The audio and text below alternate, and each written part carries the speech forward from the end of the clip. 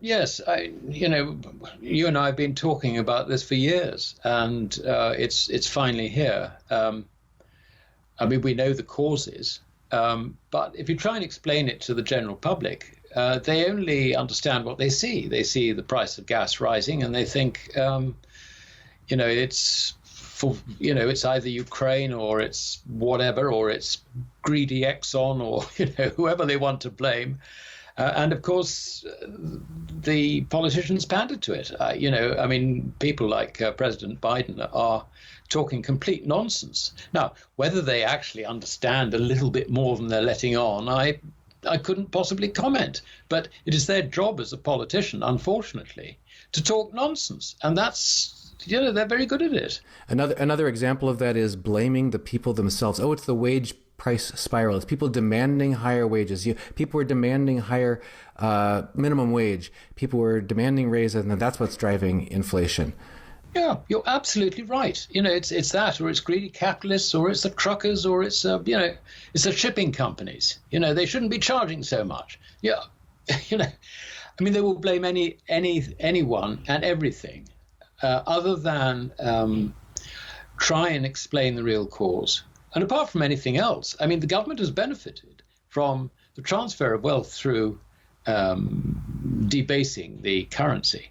And it doesn't want to lose that benefit. I mean, if people actually understood what was going on, I mean, God knows what would happen. I mean, it would be a complete revolution. But they don't. A very good point, and two more examples that should light people's blood on fire. And one is false capital gains taxes. The other is high increasing property taxes.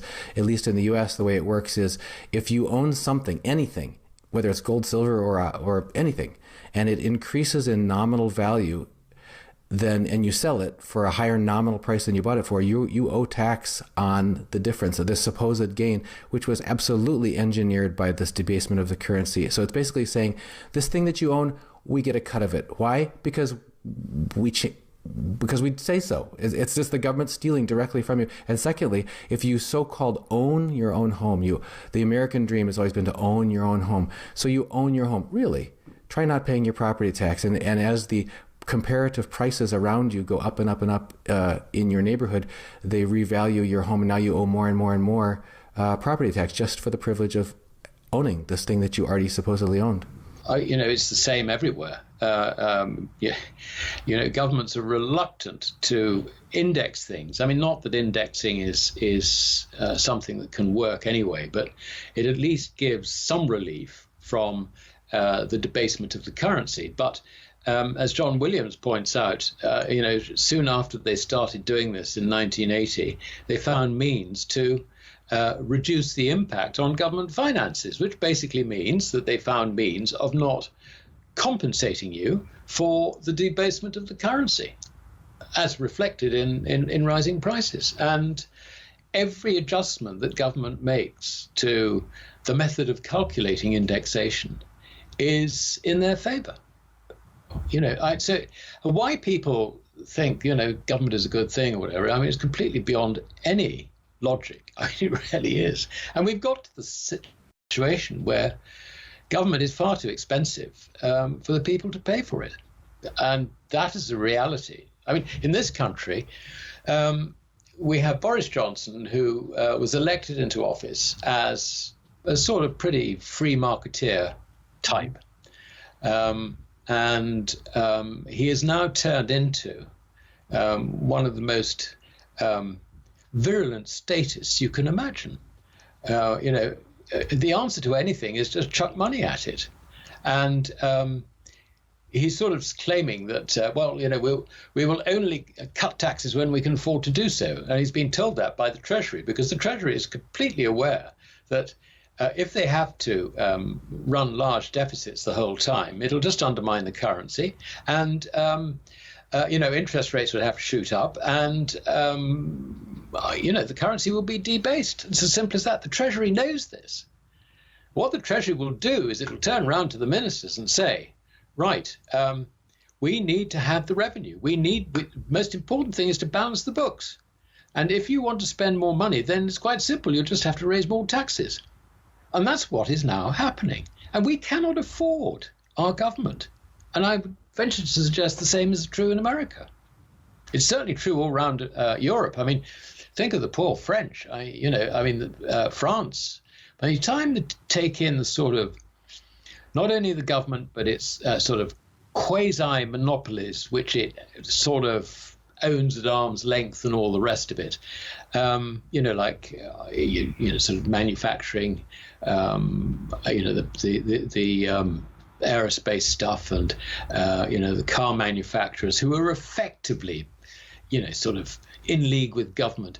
I mean, that's 72% roughly of France's GDP. I know officially it looks like it's about 60%, but actually it's well over 70%.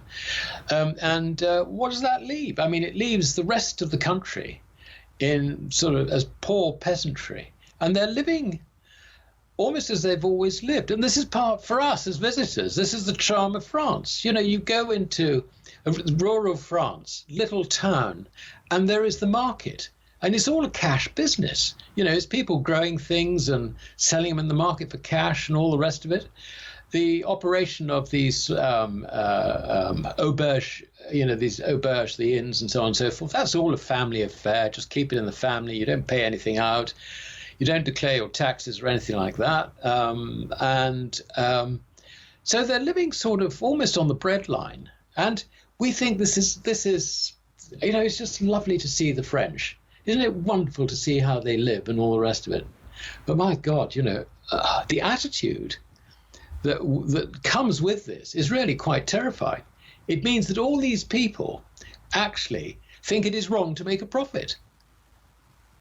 Yeah, they really do think that any businessman, and particularly a foreigner like a Brit, who sets up, say, in the Dordogne or something like that, sets up a business with a view to making a profit, is committing a sin. I mean, this is taking money from people, and so you got this sort of extraordinary mix of attitudes which are just self-defeating, and when you get a collapse of the whole system, is basically, rub it out, start again. It is the market creating its own anarchy, if you like.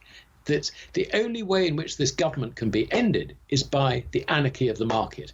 And that basically is what we're going to see. And it's going to be extremely uncomfortable for everyone, except the few people who've taken the wise route before the crisis of exiting the fiat currency world as much as they possibly can.